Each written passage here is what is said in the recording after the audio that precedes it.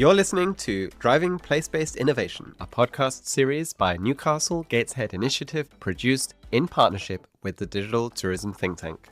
I'm Nick Hall, and I'll be your host for this series where we're going to be looking at how digital and technology innovation is driving transformation of North East England's visitor economy. Throughout the series, we'll be sitting down with organisations near and far, balancing a local perspective where we hope to shine a light on innovation in and around Newcastle with global perspectives, bringing together learnings from further afield. Don't forget to subscribe wherever you get your podcasts to be sure that you don't miss out on future episodes. For more information about the series or to get in touch, just head over to ngi.org.uk/podcast, where you'll be able to find out more information and how to get involved.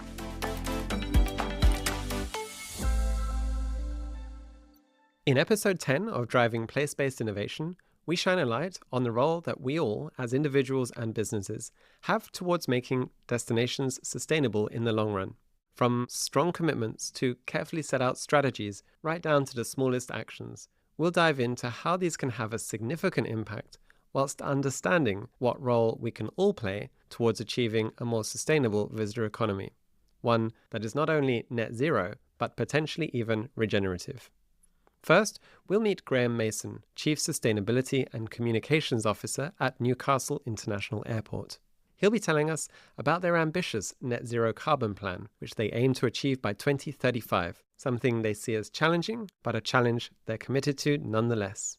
Although they've been tracking and reducing their carbon emissions for a number of years already, they recognise that achieving such bold objectives requires a multifaceted approach targeting different pillars of their business and operations one by one. We'll then head over to Middelfart in Denmark to speak with Head of Climate and Sustainability, Morten Westergaard. Morten happens to be Denmark's first Head of Climate in a Danish municipality and has a fascinating story to share. He'll be telling us about how even small destinations with as little as 15,000 residents can make a change and carve out their reputation as pioneers of sustainability. The conversation invites us to explore what defines sustainability, but also the different ways in which we can lead change, whether through small actions or big initiatives. The discussion highlights that whilst there's still a lot to do to reach net zero by 2050, there are also reasons to be optimistic.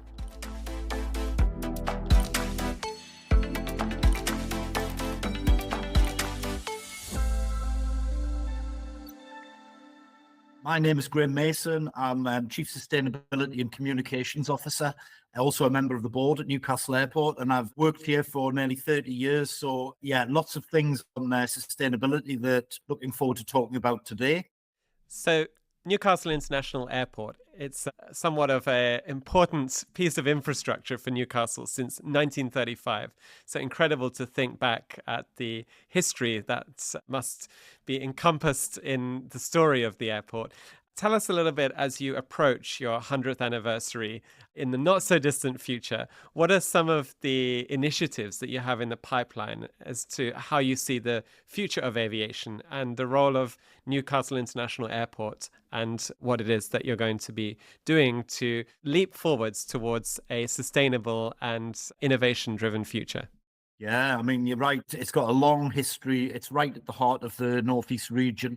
It's actually part owned by the local authorities in the region. 7 local authorities own 51% of the shares, and then the other 49% are owned by Infrabridge, an American company. So very much embedded within the region, has a significant economic impact. Nearly 2,500 people work here at the airport. There are also about 2,500 jobs in the supply chain across the region, and actually we're expecting that to grow this year as the airport recovers from the pandemic, also contributing hundreds of millions of pounds to the regional economy and helping Northeast businesses to connect around the world through the different air services that we provide.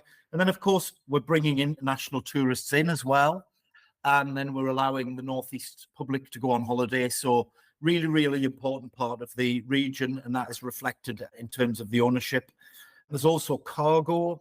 You know, when we got the Emirates route in 2007, it transformed the cargo opportunity out of the airport, and all of a sudden we were getting trade to places like Australasia. Exports were starting to go up as well.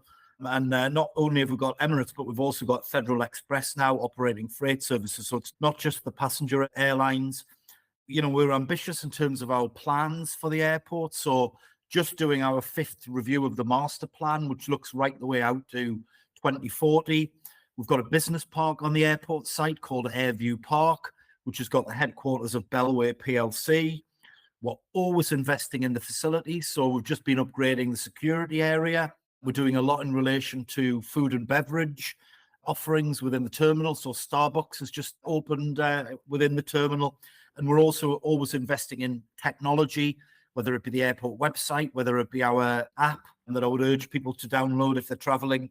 So yeah, always innovating. And of course, the main topic of the conversation today in relation to sustainability, we're aiming to be one of the market leaders in terms of sustainability, our net zero target of 2035, and everything that we're doing on the environment, community relations, biodiversity, you name it, we're involved in it. So really, really ambitious plans to keep on growing. And of course, I think you've perfectly described just how important the airport and aviation is for the economy and as a key driver of economic growth in the Northeast. And thank you so much for also helping us understand a little bit about some of the operations and aspects that sit behind passenger travel and tourism, which of course is what we are hugely excited about. But behind that, there is also a lot of other aspects which are really key to, as you say, export industries in particular. So we're talking today about sustainability, and of course, aviation has been in the spotlight for obvious reasons when we talk about sustainability. But I know there's also some really ambitious plans. You talked about decarbonizing the airport by 2035. Tell us a little bit about how sustainability fits into that bigger picture and where you're headed. I think the growth of the airport and the contribution that it makes to the regional economy, and the fact that actually you can't have a functioning economy without the ability of people to move. I think the two go hand in hand, the sustainability and the growth. And, we're, like you said, we're really serious about it. And we're already investing a significant amount in terms of decarbonising the airport. And I'm happy to talk today in a lot more detail about how we're going to do that and also what we've done so far. And then the airlines, I have to mention our airline partners, Newcastle, on behalf of the Northeast, has got some major global airlines operating: Emirates, British Airways, Air France, KLM, Aer Lingus, Eurowings, and then the Ryanair, Jet2, TUI, EasyJet, Loganair, you name it. We've got the airlines, and they are in the process of moving forward with aircraft technologies. There's been a trial flight of electric, and also with alternative fuels, whether it be from bio products or whether it be, much more innovative technologies such as hydrogen. So there's a huge amount of stuff going on, whether it be behind the scenes, but also now in the public domain to decarbonize the flight element. And obviously we're supporting that and we'll enable it when it comes. But obviously the airport focus is on major projects to decarbonize the airport itself. So how do you segment and work with those different areas of operations? Of course, you've mentioned the really, really ambitious plans that many of the airline partners you work with are working on, I guess even collaboratively, to try and find solutions, alternative fuels, really innovate as you've been describing. And then, of course, you've got other aspects where you can have a more direct impact yourselves on, such as the airport operations and mobility. How does all this come together as part of your wider framework around sustainability? So we published Net Zero Carbon 2035 just before the pandemic in January 2020. And that sets out a detailed roadmap in terms of how we're going to get to close to zero emissions for what are called our scope 1 and 2 emissions, which is basically all of the energy, gas and electric, all of the vehicles, all of the activity on the airport site itself. So that roadmap sets out how we're going to do that. We've also underpinned the roadmap with a detailed energy study, so we know about all of our buildings, and we also know about what opportunities there are going to be for renewables. So we've got the plan. We roughly know how much investment between now and 2035 it will require, and then what the run rate of investment per year will be. And with that in mind, as part of our financing, we secured from the banks a £15 million green loan to be spent this year, next year, and the year after. So an average of about £5 million per year. And that green loan will be on major renewable energy projects, building on what we've achieved so far. So certainly the listeners in the Northeast will know that we last year secured planning permission for a 16 megawatt solar farm on airport land. That will contribute massively to what the airport needs. And we've actually already built and are operating phase one. So that's 3 megawatts. On a sunny day, it's generating what the airport needs today, which is absolutely brilliant. Obviously, it averages over the year. You have to take into account nighttime and winter time as well. But certainly on a sunny day, it's generating what we need. So that's an absolutely brilliant start. But we're now also looking at phase two of the solar farm, the role of battery storage, and then what we do in relation to our gas. We need an alternative to the gas supply.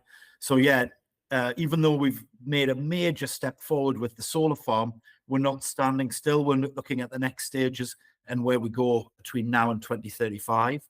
And then looking at vehicles, already got delivery and operating 2 electric, 100% electric airside buses, ferry the passengers between the terminal and the aircraft.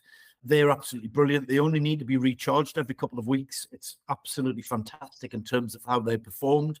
And then the next tranche of operational vehicles, whether it be vans or sort of vehicles that go out and take people around the airfield, they're starting to be delivered to site as well. We're implementing the charging infrastructure. Some of our operators, such as Jet2, are looking to go all electric. And obviously, the beauty of that is that these electric vehicles are going to be powered from the solar farm. So it's 100% renewable. So yeah, we've made a significant steps in terms of that journey, but we've also mapped out what the later steps are each of the years between now and 35. It's really exciting to see how even in such an environment where you have so many operations, and obviously there's a lot of very energy heavy operations, that you can work step by step to look at how you can either reduce or fully remove emissions from that process by switching to alternative energy sources, sustainable energy, and as you say, even generating and producing your own energy on site so that you actually create a full loop within that. I think it's really exciting. And I know alongside that, you've also worked a lot to try and put in place standards that help you to hold your activities to account. So I know that one of those is the ISO 45001 accreditation. Tell us a little bit about the importance of also having that rigor when it comes to the measures and steps you're taking to implement your sustainability practices.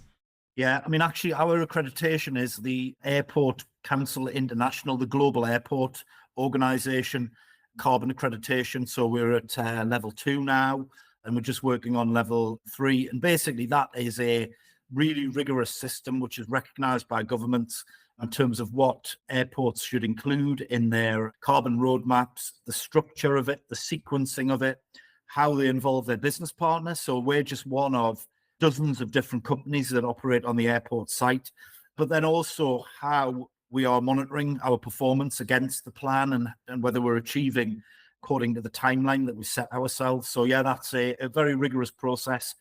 Our net zero plan, our carbon management plan, is published on the Airport Council International website alongside the plans for airports around the world, so that people can go on there and have a look and see what we're doing, compare it to our peer group. So that accountability and transparency is obviously really key here.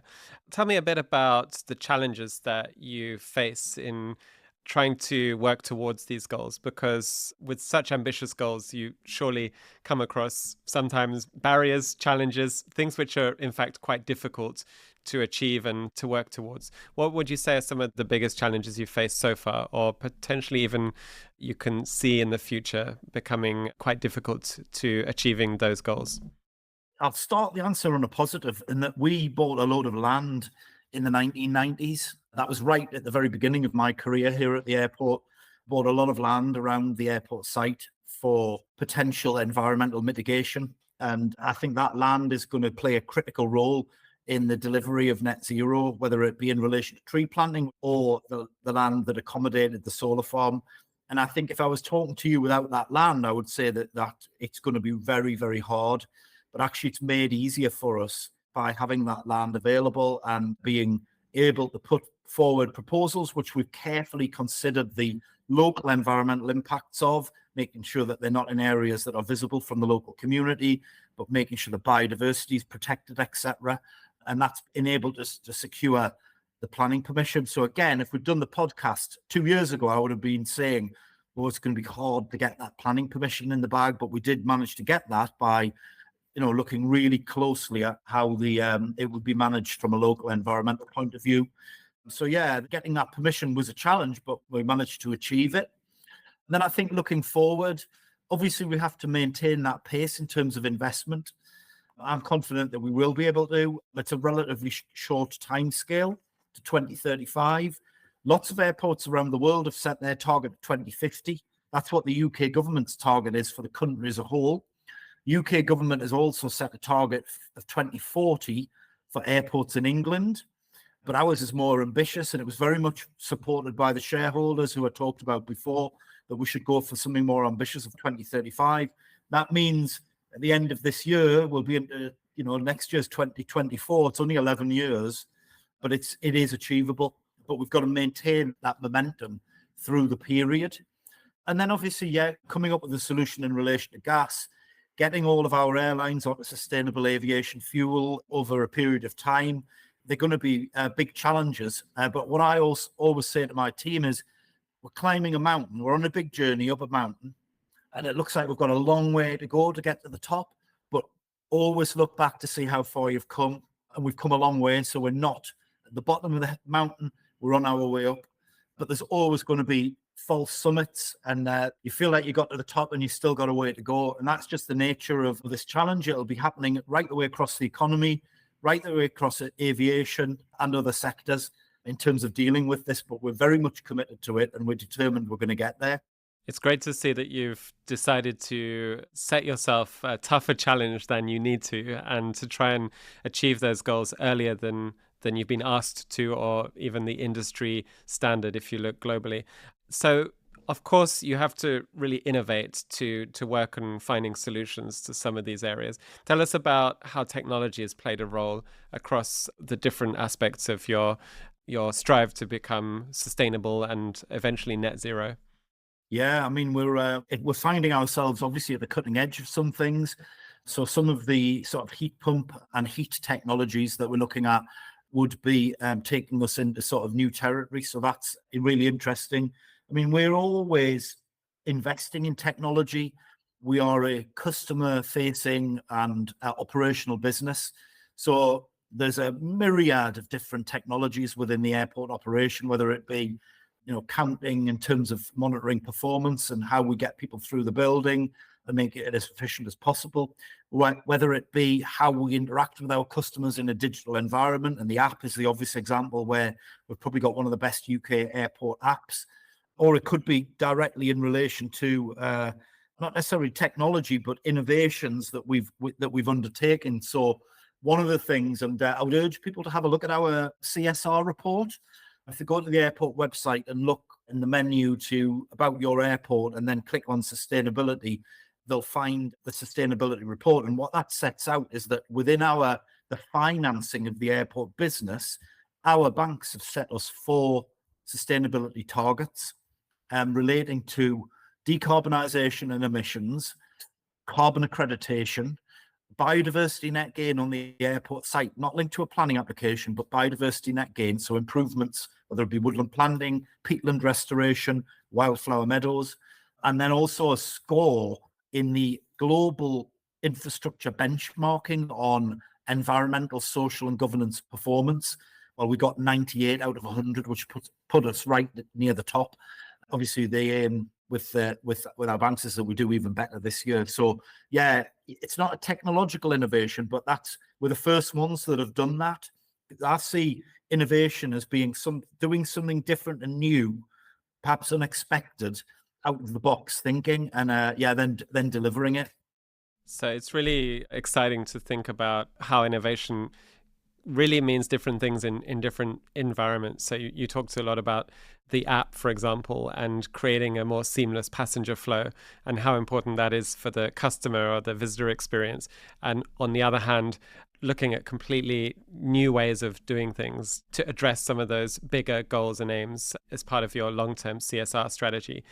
What do you think smaller businesses across the tourism sector might be able to learn, or that you could potentially share and teach them from what you've done? Because I think what we see at the scale of Newcastle International Airport is really impressive. It's very rigorous and it's very multifaceted.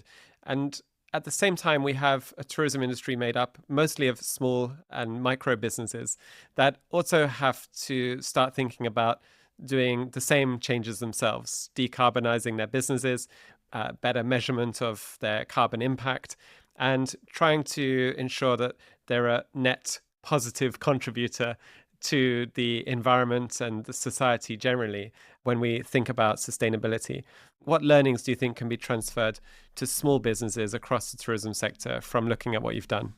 Yeah, I mean, I have talked to other organisations. I am involved in other organisations where I have been able to help. So, for example, I'm a trustee of the Newcastle United Foundation.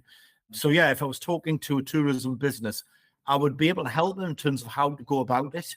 It's important to obviously set your benchmark and understand what your carbon footprint is. And there are some brilliant local companies that do this, whether it be via relatively low-cost software, or whether it be by consultancy projects. So set that benchmark and understand where you are and what the different components are. And then look at your estate, your buildings, your building fabric to see whether there's anything you can do in terms of renewables. The beauty of renewables, if you can invest in solar panels on the roof, etc., or something similar, is not only are you then beginning to decarbonize your business, but you're also taking control of your own destiny in relation to the volatile potentially future energy markets, because you begin to insulate yourself from all of that risk from a financial point of view, as well as from a sustainability point of view. So yeah, that's the sort of direction I would urge them to go in to start with, because it'll help their businesses. It'll make them more financially secure businesses.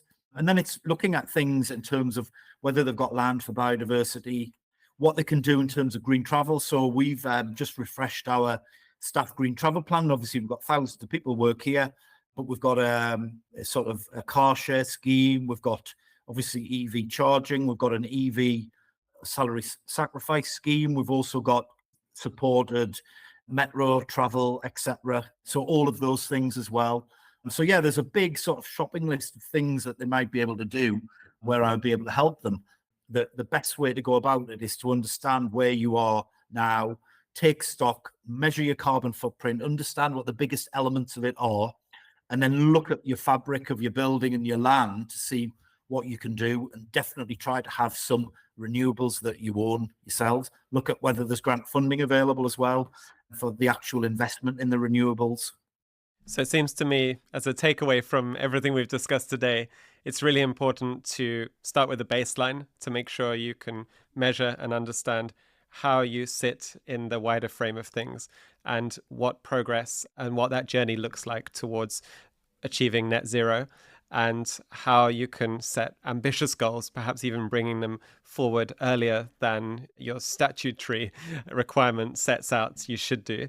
But I think the other thing you've really inspired us with is the word investment. I think it's something that we maybe brush over very quickly. We talk about innovation often very whimsically, but I think you've really shown us how important innovation and investment are together. And by investing in that process of innovation, you can create the future and design the future that you want to see, in your case for Newcastle International Airport, but also the important place it's going to have and play in the future of the Northeast's visitor economy.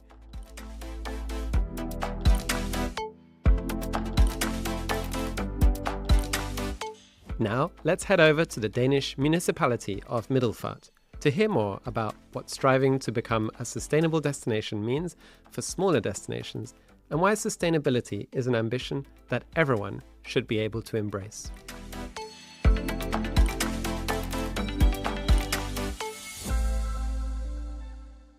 My name is Morten Westergaard. I'm head of climate in a small municipality called Middelfart. So all the stuff about the climate change and the weather, that's my fault. Sorry about that. But we've been working with the green transition ever since we were invented as a municipality. We're a small municipality that was formed in 2007. We're a small municipality with only approximately 40,000 inhabitants. And we've been working on this green transition since 2007. And due to political willpower and stamina, we've made a lot of remarkable results. That's great. And I know that one of the things that you're particularly proud of is being awarded the European Destinations of Excellence Award, which really recognizes your huge achievements when it comes to sustainable tourism practices and the huge momentum that you've been able to build around that. Tell us a little bit more about that. Well, I mean, when we were formed back in 2007, politicians, they start off, okay, we're a new, young organization. What's our vision? What's our mission? All this kind of stuff. And basically they said, well, I mean, together we're building the bridges to the future. We have some bridges here in Middelfart. You can go bridge walking. That's a point in itself. And this is a way to say public, private, and citizens working together towards what? Where are these bridges going? They're going to a green transition. And I mean, whatever you do, as long as it's green, the politicians wanted it, and they wanted concrete results. No big policy papers, etc., etc. Just go out there and do it. So that was a really good comfort zone for civil servants like me. Just go out there and do something. And on that background, we've been doing a lot of projects that has led us to these awards, like the European Destination of Excellence within tourism. So the main point was never just tourism, it was green transition, and it was green transition that gave us this award. So it's really interesting to see how the politically driven priorities when it comes to the green transition have so many synergies with tourism. And in fact, when we put the lens of tourism on that, we then start to think about all of the secondary and even third level effects that tourism has this interplay with. So I know that through this work, through the huge efforts that you and everybody who you've involved in the process have worked on, has focused on addressing things like water quality, climate protection, sustainability as a whole, but also thinking about, even in the context of a very small destination with a small resident population, thinking about local residents and the urban development questions that arise often with tourism, alongside the economy and the visitor economy alongside that. Tell us about how all of these different, sometimes competing priorities, how have you been able to bring them all together and get everybody to think in a way which has shown a lot of synergy and a lot of actually very joined up thinking about the priorities in the context of the green transition? Yeah, well, it's both easy and it's also difficult. But having this at the heart of also the way we take decisions in the city council, you have to answer, what is this going to do for climate and sustainability when you're doing whatever you're doing? So example, when we've been working on tourism, I mentioned before that Middelfart is one of the places you can go bridge walking. So you can walk on a bridge that connects mainland Europe to the island of Fyn, where the storyteller H.C. Andersen came from. And I mean, this is a way of saying we want to reuse, recycle, repurpose, rethink what we have in our existing geography area. So this also means that, I mean, we're not open for Disneyland and this way of thinking. We're using the existing infrastructure, and basically we're doing this for the inhabitants of the municipality. But when you are involving inhabitants, they become proud and they invite friends, etc., etc. And suddenly people are walking on the bridge to mainland Europe. So that's an example of how to use existing infrastructure. But we're also doing a lot to involve citizens and residents. For instance, everyone has heard about Glastonbury festivals, Woodstock, etc., etc. Now we're working on climate and sustainability. So we're having climate festival, a national one. Think about it. We started off 7 years ago with a small idea that turned out big. We had the town hall filled with maybe 60 or 70 people talking about climate. This year, we expect 30,000 people to participate. So this is a mass movement and a agenda that anyone can work on to, because there's a lot of sympathy for it. It's really exciting. I mean, you've effectively succeeded in making environmental issues, the climate challenge that we face, something that people can get excited about, can feel passionate about, and come together, as you describe, in this almost festival-like environment, or actually a festival. So this is a really, really huge achievement, because not only of the impact of that, but the activation that you've been able to create. Tell me a bit about the response from residents. You mentioned it just then. I imagine when you start to put in place certain priorities, you must have a mix of both those that are really excited about that and embrace that, but surely also others that maybe are hesitant, maybe skeptical or resistant, perhaps even because of the changes it requires us to each make as individuals, and sometimes the sacrifices. How have you been able to get the residents on board with your ideas? I think the residents, they have been able to see good options for their way of living, because with residents, we've been approaching them with other agendas like energy savings, retrofitting their houses, or making new heating systems. So, I mean, all this makes sense at each individual person, from the consumer perspective, but also from the learning perspective. I mean, we are working with embedding climate and sustainability in all our schools, and we've actually managed so well that we've had courses, tuition of other European school teachers to come to Denmark and see how we're teaching our kids. So we're trying to get into every different cracks where the light wants to come in for climate and sustainability. Of course, you will have some people who think, this isn't for me. But, when the neighbor goes to the party, they'll follow.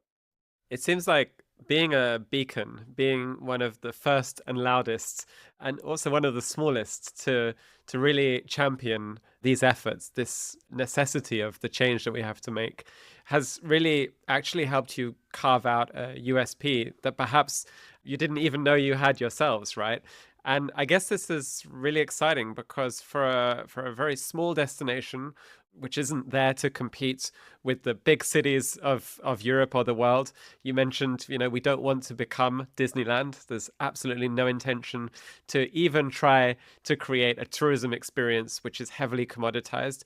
You seem to have nonetheless succeeded in attracting a huge, huge number of people, doubling nearly the population at this time of year, to bring people to get excited about these initiatives. But you also mentioned there also being a best practice for schools and education.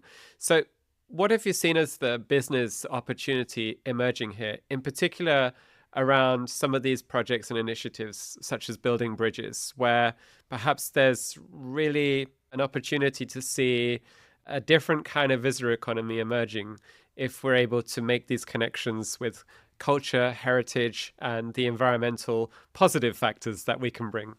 Yeah, I think it's because a lot of this success has to do with the approach, learning by doing, learning by Dewey, as you also say. And we've worked a lot like a climate laboratory. I mean, people can come and try stuff out, make new ways of working with district heating, insulation, etc., etc., etc.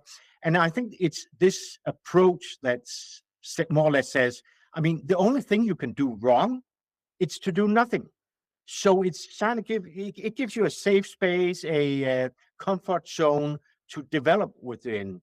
And, and we've tried a lot of different things. Some has gone successful, some has not, but it certainly has learned us that important ingredients are stamina, curiosity, and courage. And with these abilities, you can come a long way. And I think the award shows that, but we've been winning other awards as well. So we have a good track record. I really like those different aspects that you highlight there as strengths. This idea of curiosity is a skill, in fact, that we increasingly need in the day-to-day environment we live in, where there's a lot of change. Change can be very rapid, and we can also find ourselves prevented with many challenges which we're not particularly equipped to deal with. And so we need to have that agility, that openness to prototype, to run experiments, to see what happens if we go in this direction or that direction. So I think it's really exciting to see that in a public facing role, you've been able to create that flexibility, which is often very difficult to do when you're in such a position.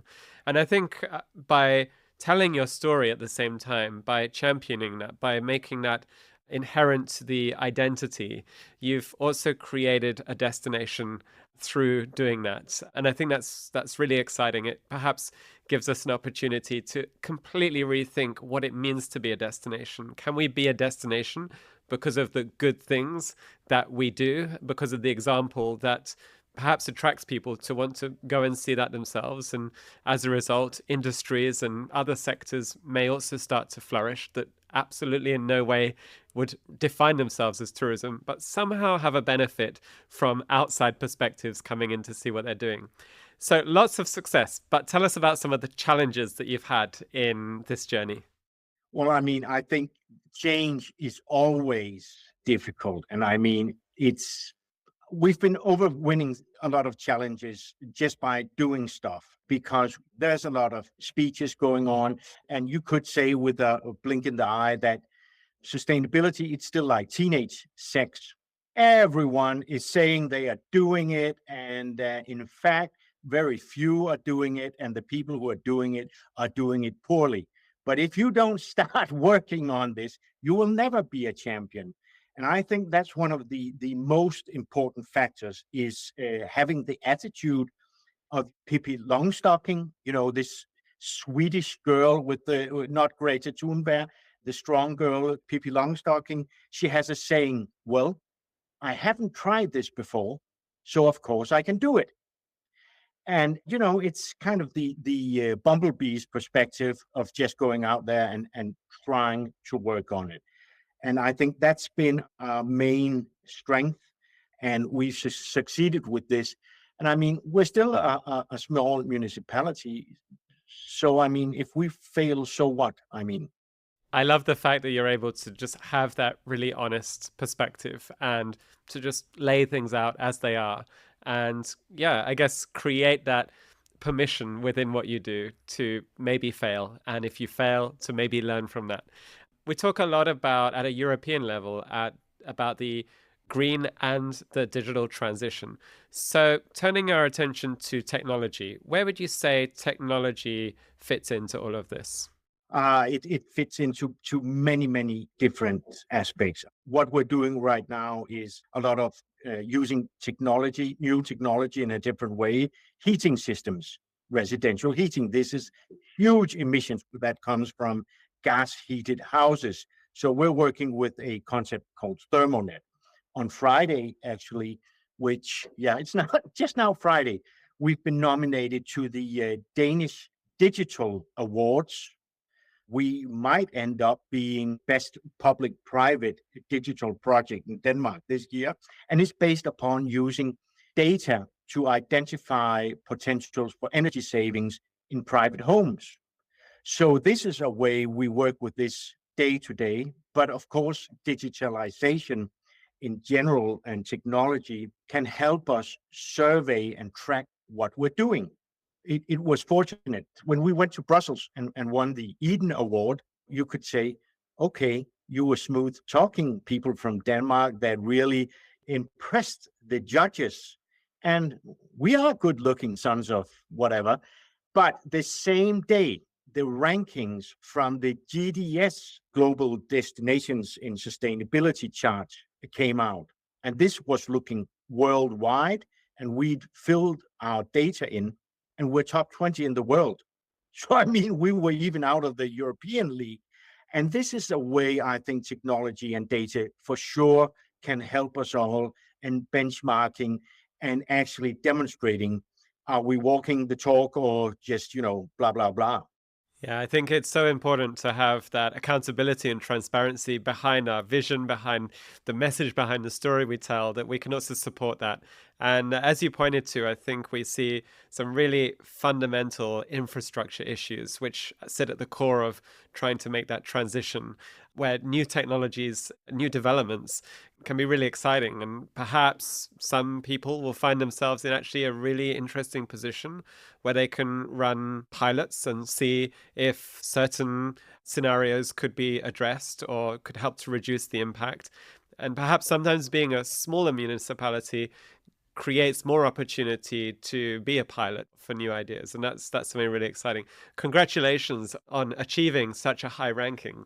The GDS index is indeed very well recognized, and hundreds of destinations enter into that.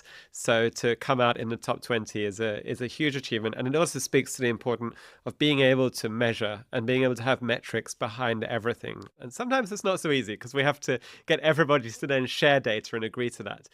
Lastly, you've shared so many interesting perspectives, but this series is all about innovation. And I think one of the things that we've learned through the series is that innovation means wildly different things to different people. So what does it mean for you in the context of everything that you've been able to do and achieve? Well, innovation has given us the possibility to rethink ourselves as a public government, a local authority, that instead of just doing exactly what we're supposed to do, what's in the rules and regulations, think about possible ways of co-creating and going back to basics. A person like me, basically, I'm just a civil servant, and the job, therefore, is serve the civilians in the best way. And I think when we lack money, we all want more money. It enhances the possibility to become innovative. So I don't always think that lacking money is a big problem for innovation. If you have a good idea, it can work out. Sometimes it forces us to think creatively and to look for other ways to find a solution.